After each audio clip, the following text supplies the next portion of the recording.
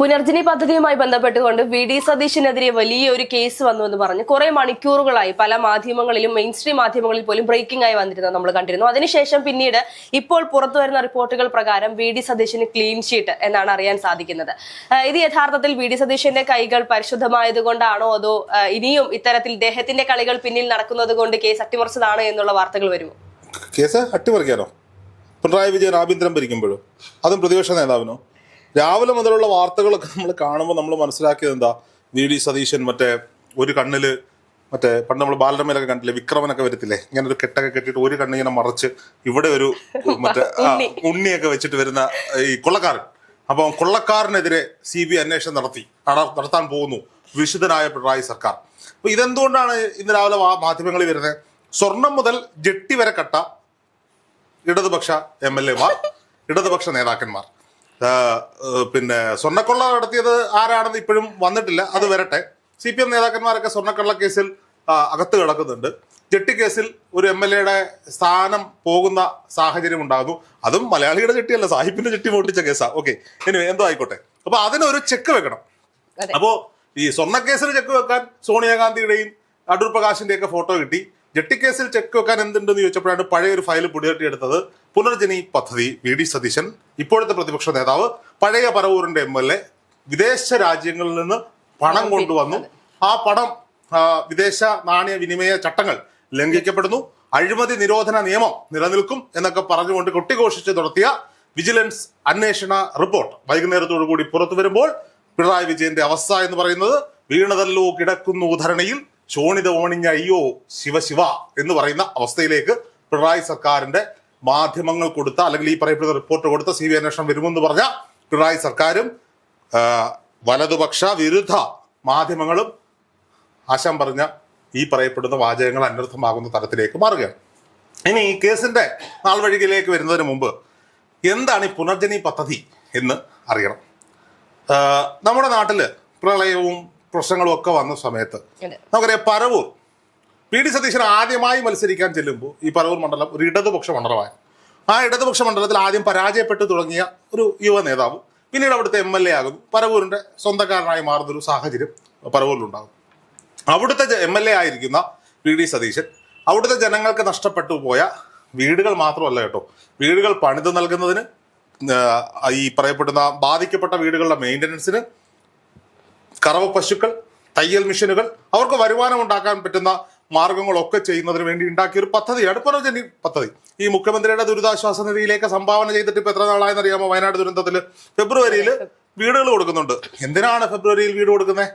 എന്തിനാ ഫെബ്രുവരി വീട് കൊടുക്കുന്നത്? ഏപ്രിൽ മാസം ആദ്യം തെരഞ്ഞെടുപ്പ് വരുവാണ്. അപ്പൊ ജനങ്ങൾ കൊടുത്ത 700 കോടി രൂപ അക്കൗണ്ടിൽ ഉണ്ടായിട്ടും ഇപ്പോഴും ബാധിക്കപ്പെട്ടവർ ദുരിതക്കയത്തിൽ കിടക്കുന്ന വയനാട് കൃത്യമായി കാര്യങ്ങൾ ചെയ്തു കൊടുക്കാത്ത മുഖ്യമന്ത്രി പിണറായി വിജയന്റെ, മുഖ്യമന്ത്രിയുടെ ദുരിതാശ്വാസ ഫണ്ടെന്ന് ഞാൻ പറയില്ല, അത് നല്ല രീതിയിൽ കൈകാര്യം ചെയ്ത മുഖ്യമന്ത്രിമാരൊക്കെ പണ്ടുപടി ഉണ്ടായിരുന്നു. VS അച്യുതാനന്ദനും ഉമ്മൻചാണ്ടി ഒക്കെ ഉണ്ടായിരുന്നു, കരുണാകരനും ഒക്കെ ഉണ്ടായിരുന്നു. ഈ മുഖ്യമന്ത്രി പിണറായി വിജയന്റെ ദുരിതാശ്വാസ ഫണ്ട് പോലെ അല്ല വി.ഡി. സതീശന്റെ പുനർജനി പദ്ധതി. ഒരു MLA അദ്ദേഹത്തിന്റെ പരിമിതികളിൽ നിന്നുകൊണ്ട് ചെയ്ത കുറെ പ്രവർത്തനങ്ങളാണ്. വി.ഡി. സതീശനെ എങ്ങനെ പൂട്ടാം എന്ന ആലോചനയിൽ ഈ പറയപ്പെടുന്ന ഒരു വിദേശ രാജ്യത്ത് നിന്ന് ഫണ്ട് വന്നിട്ടുണ്ട് എന്ന് മനസ്സിലാക്കി വി.ഡി. സതീശനെതിരെ ഒരു വിജിലൻസ് അന്വേഷണം അങ്ങോട്ട് പ്രഖ്യാപിച്ചു. ഈ വിജിലൻസ് അന്വേഷണത്തിൽ 2 റിപ്പോർട്ടുകൾ സമർപ്പിക്കപ്പെട്ടിട്ടുണ്ട്. അതിൽ ഒന്നാമത്തെ റിപ്പോർട്ടിൽ കൃത്യമായി പറയുന്നുണ്ട്, അഴിമതി നിരോധന വകുപ്പ്, അഴിമതി നിരോധന നിയമം ഈ ട്രാൻസാക്ഷനുകളിൽ, ഈ ഫണ്ട് പിരിവുമായി ബന്ധപ്പെട്ട്, ഈ പദ്ധതിയുമായി ബന്ധപ്പെട്ട് അഴിമതി ഒന്നുമേ നടന്നിട്ടില്ല, ഒരു അഴിമതിയും നടന്നിട്ടില്ല എന്നും കണക്കുകൾ ക്രിസ്റ്റൽ ക്ലിയർ ആണെന്നും റിപ്പോർട്ട് കൊടുത്തിട്ടുണ്ട് ആര്? കേരളത്തിന്റെ വിജിലൻസ് ഡിപ്പാർട്ട്മെന്റ്. അപ്പോൾ രണ്ടാമത് ഒന്നുകൂടി അന്വേഷിക്കുന്നു. കേസെടുക്കാതെ ഒരു അന്വേഷണം നിർത്തുകയാണ്. വിദേശത്തുനിന്ന് ഫണ്ട് കൊണ്ടുവന്നല്ലോ, വി.ഡി. സതീശന്റെ ഗൂഗിൾ പേയിലേക്കാണോ അവിടുന്ന് പൈസ അയച്ചു കൊടുത്തേക്കുന്നത്? ഇവരെന്താ വി.ഡി. സതീശനെ കുറിച്ച് മനസ്സിലാക്കി വെച്ചിരിക്കുന്നത്? എനിക്കറിയത്തില്ല. ഈ നാട്ടിലെ നിയമങ്ങളെ കുറിച്ച് കൃത്യമായി ബോധ്യമുള്ള ഒരു അഭിഭാഷകൻ കൂടിയായ ഒരു ബുദ്ധിരാക്ഷസനായ ഒരു രാഷ്ട്രീയക്കാരൻ വിദേശത്തുനിന്ന് ഫണ്ട്, ഞാൻ ഓപ്പണായിട്ടങ്ങ് പറഞ്ഞു, ഞാൻ വിദേശത്തുനിന്ന് ഫണ്ട് ഈ പരിപാടിക്ക് വേണ്ടി കൊണ്ടുവന്നിട്ടുണ്ടെങ്കിൽ പോലും സ്വന്തം അക്കൗണ്ടിലോ വേണ്ടപ്പെട്ടവരുടെ അക്കൗണ്ടിലോ കൊണ്ടുവരുമോ? കൊണ്ടുവരില്ല. അത്രയെങ്കിലും ചിന്തിക്കാനുള്ള ഒരു ബോധം ഇവർക്ക് വേണ്ടേ? ആ റിപ്പോർട്ടാണ് ഇപ്പൊ പൊക്കിപ്പിടിച്ചുകൊണ്ട് വന്നിരിക്കുന്നത്. വിദേശ നാണയ വിനിമയ ചട്ടം ലംഘിച്ചിട്ടുണ്ടെങ്കിൽ അതിന്റെ അന്വേഷണം വിജിലൻസ് പരിധിയിൽ നിൽക്കുന്നതല്ല, മറിച്ച് അത് CBIക്ക് വിടണം. അതാണ് ഇപ്പൊ വന്നിരിക്കുന്ന ഈ റിപ്പോർട്ട്. അപ്പൊ എന്താണ് ഇതിന്റെ റിപ്പോർട്ടിന്റെ അവസാനം? എന്താ വരാൻ പോണേ? വി.ഡി. സതീശൻ കുറ്റക്കാരനല്ല, ഒന്നും തെളിയിക്കാൻ പറ്റിയിട്ടില്ല എന്ന് ഉറപ്പുവരുത്തണം. നിരപരാധിയാണ്. അതെ. ഇനി CBI അന്വേഷണം ആദ്യം ആവശ്യപ്പെട്ട ആരാ? ഈ കേസ് വി ഡി സതീശനാണ്. വി ഡി സതീശനെതിരെ ക്രൈംബ്രാഞ്ച് റിപ്പോർട്ട് ഈ മാധ്യമങ്ങളെ ഉപയോഗിച്ച് വി ഡി സതീശനെ ഇകഴ്ത്തി കാണിക്കാൻ ശ്രമിച്ചപ്പോഴും വി ഡി സതീശൻ മാധ്യമങ്ങൾക്ക് മുന്നിൽ അന്ന് തൊട്ടേ പറയുന്നത് എന്താ, നിങ്ങൾ CBI കൊണ്ടുവന്ന് അന്വേഷിക്കുന്നേ, എന്റെ കൈകൾ ശുദ്ധമാണ്. മണപ്പാട്ട് ഫൗണ്ടേഷന്റെ പേരിലാണ് വിദേശത്ത് നിന്ന് ഈ പദ്ധതിക്ക് വേണ്ടുന്ന ഫണ്ട് വന്നിട്ടുള്ളത്. വി ഡി സതീശൻ എങ്ങനെയാ പ്രതിയാവുന്നത് എനിക്ക് മനസ്സിലാവുന്നില്ല.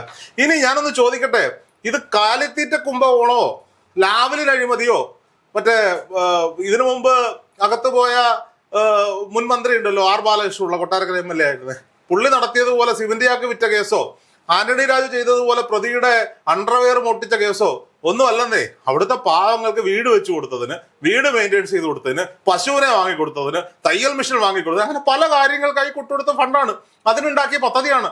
ഈ പദ്ധതികളൊക്കെ അവിടെ ചെയ്തതുകൊണ്ടാണ് ജനപ്രിയനായി ഇപ്പോഴും വി ഡി സതീശൻ പറവൂരിൽ തുടരുന്നതും. ഇനിയിപ്പോ പറയുന്നുണ്ടല്ലോ ഇവര് CPI നിന്ന് സീറ്റ് ഏറ്റെടുത്തിട്ട് CPM-ന്റെ സ്ഥാനാർത്ഥിയെ മത്സരിപ്പിച്ച് പറവൂരിൽ വി ഡി സതീശനെ തോൽപ്പിക്കുന്നു. വി ഡി സതീശൻ മുഖ്യമന്ത്രിയാകുമോ, പിന്നെ ഈ പറയുമ്പോൾ 100 സീറ്റ് ഇടാമെന്ന് എനിക്കറിയത്തില്ല. പക്ഷെ പറവൂരിൽ വി ഡി സതീശനെ തോൽപ്പിക്കുക എന്ന് പറയുന്നത് ഇച്ചിരി റിസ്ക് ഫാക്ടറുള്ള കാര്യമാണ്, കുറച്ച് വിയർക്കും എന്ന് പറയേണ്ടുന്നൊരു സാഹചര്യമുണ്ട്. അല്ല, ഇപ്പോ ഈ ഒരു തെരഞ്ഞെടുപ്പിന് മുന്നോടിയായിട്ട്, നിയമസഭാ തെരഞ്ഞെടുപ്പിന് മുന്നോടിയായി വയനാട്ടിൽ ഇത്തരത്തിൽ കോൺഗ്രസിന്റെ യോഗം ചേരുന്ന ഒരു വേളയിലാണ് ഈ ഒരു കേസ് വന്നിരിക്കുന്നത്. ഇത് ഇനി കോൺഗ്രസിന് തിരിച്ചടിയാകുമോ നിയമസഭാ തെരഞ്ഞെടുപ്പിൽ, അതോ കണ്ണിൽ പൊടിയിടാനാണ്? കഷ്ടം. ഇവര് മണ്ടന്മാരാ, ഈ ഇടതുപക്ഷം മണ്ടന്മാരാ, അല്ലെങ്കിൽ സർക്കാർ മണ്ടന്മാരാ. ഈ ജെട്ടി കേസ് ഇങ്ങനെ ചർച്ചയായിട്ട് നിൽക്കുമ്പോൾ തന്നെ ഇതുകൊണ്ടൊന്നും അറിയില്ലത്തുള്ളൂ. അപ്പോഴേ അതിനോട് വായടപ്പിക്കാനാണ്. ഈ നമ്മുടെ പിന്നെ ഈ ശബരിമല കൊള്ളക്കേസ് വന്നപ്പോൾ ഒരു രാഹുൽ മാങ്കൂട്ടത്തിനെ വെച്ച് തടുക്കാൻ ശ്രമിച്ചു. ആർക്ക് പോയി? രാഹുലിന് പോയി. രാഹുൽ തെറ്റുകാരനായിരുന്നു, രാഹുലിന് പോയി. ഏതാണ്ട് ബാധിച്ചു. ഒന്നുമില്ല, ജനങ്ങൾ സത്യം മനസ്സിലാക്കിയെന്നേ. ഇനി ആന്റണി രാജുവിന്റെ കേസ് ഇവര് ആവശ്യമില്ലാതെ പ്രതിരോധിക്കാനൊക്കെ പോകുന്നതാണേ പ്രശ്നം. അതൊന്നും തിരുവനന്തപുരം സെന്ററിൽ നടന്നൊരു വിഷയം. അയാൾ പണ്ട് ഇത്രയും ഒരു നെഗറ്റീവ് കിടക്കുന്ന ഒരാൾക്ക് സീറ്റ് കൊടുത്ത് മന്ത്രിയാക്കി ഇവന്മാരെ വേണ്ടേ പറയാൻ? ഈ കഥ സിനിമയിൽ വരെ വന്നിട്ടുണ്ട്, മലയാള സിനിമയിൽ വരെ വന്നിട്ടുണ്ട് വർഷങ്ങൾക്ക് മുമ്പ്. ഇത് 1990, അതായത് ഞാൻ ജനിച്ച് പാളെ കിടക്കുന്ന സമയത്തുള്ള ജെട്ടിക്കേസാ. അത് വീണ്ടും വന്ന് പൊക്കിക്കൊണ്ടുവന്ന് ഇവര് സർക്കാർ ഭരിക്കുമ്പോൾ തന്നെ ഇതിങ്ങനെ വരണം എന്നുള്ളത് ദൈവനിശ്ചയമാണ്. എന്തായാലും സ്വർണ്ണക്കൊള്ളയിലൊന്നും ആന്റണി രാജുവിന് ബന്ധമൊന്നും കാണത്തില്ല. എന്നാലും അയ്യപ്പൻ ഇങ്ങനെ ഓരോരുത്തരെ ടാർഗറ്റ് ചെയ്ത് വെച്ചേക്കുവാ. ലോട്ടറി അടിച്ചിട്ട് KSRTC-കാർക്ക് ശമ്പളം കൊടുക്കാന്ന് പറഞ്ഞ മന്ത്രിയല്ലായിരുന്നു. അപ്പൊ അന്നത്തെ KSRTC-യിലെ ഈ ഡ്രൈവർമാരും കണ്ടക്ടർമാരും ഒക്കെ വീട്ടിൽ ചെല്ലുമ്പോ ഇവരുടെ കയ്യിൽ ഒരു കപ്പലിന്റെ മുട്ടായി എങ്കിലും ഉണ്ടോ എന്ന് നോക്കിയിരുന്ന കുടുംബങ്ങളുണ്ടേ. കണ്ണീരോടുകൂടി 2 മാസം കൂടുമ്പോഴെങ്കിലും ശമ്പളം കിട്ടണേ എന്ന് പറഞ്ഞ് കരഞ്ഞ കുറെ വീട്ടുകാരുണ്ട്, പെൻഷൻ കിട്ടുന്നുണ്ട്. അവരുടെയൊക്കെ ശാപമാണ് ആന്റണി രാജു ഇപ്പൊ ഈ അനുഭവിക്കുന്നത്, പറയാതിരിക്കാൻ വയ്യ.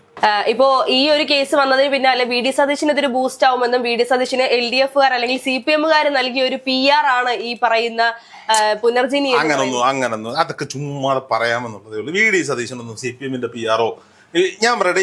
ഈ CPM എന്ത് ചെയ്യണമെന്ന് അറിയാമോ? വി ഡി സതീശനെയും KC വേണുഗോപാലിനെയും രമേശ് ചെന്നിത്തല ഇങ്ങനെ ആക്രമിച്ചുകൊണ്ടേയിരിക്കണം. അവരാഗ്രഹിക്കുന്നതാ ഇങ്ങനെ സജീവമായിട്ട് ചർച്ചയിൽ ഇങ്ങനെ നിറഞ്ഞു നിൽക്കണതേ. ഇപ്പൊ അതാണ്ട് ഒരു വാർത്തയിലെങ്കിലും ഒന്ന് പേര് വരാൻ വേണ്ടി കൊതിക്കുന്ന എത്രയോ നേതാക്കന്മാർ നമ്മുടെ നാട്ടിലുണ്ട്, ഇല്ലേ? നിയമസഭ പരിഗണിക്കുന്നതെന്ന് കേട്ടാൽ മതി, ഒരു ആത്മരതി അണയാൻ വേണ്ടിയിട്ടുള്ള ഒരു പരിപാടി.